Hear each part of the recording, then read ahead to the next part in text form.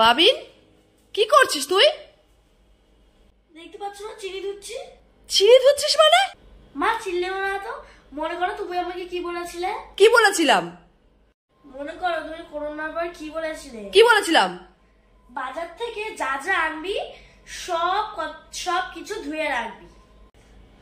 তাই আমি চিনিগুলো ধুয়ে রাখছি, কিন্তু চিনিগুলো কোথায় না গায়েব হয়ে যাচ্ছে। আরে গাধা, চিনি গায়েব হয়ে যাচ্ছে না, চিনি এই জলের মধ্যে গুলে যাচ্ছে। চিনি কেউ ধয়?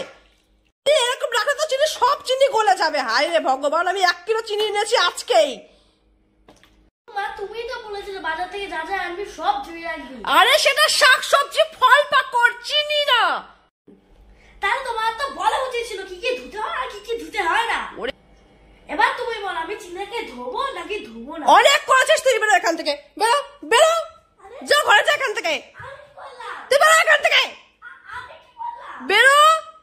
বাচ্চা পোষা আর রোবট পোষা দুটোই সমান, দুটোই ভয়ঙ্কর জিনিস। পার্ট বাই পার্ট বলে দিতে হয়, না হলে আমার মতন এই দুর্দশা হবে। 1 কিলো চিনি এনেছিলাম, এই যে তার অবস্থা, এই যে চিনি। আমি নাকি বলেছি সবকিছু ধুয়ে রাখতে। হ্যাঁ, আমি স্বীকার করছি আমি বলেছিলাম, কিন্তু আমি এটা বলিনি যে চিনি ধুয়ে রাখ।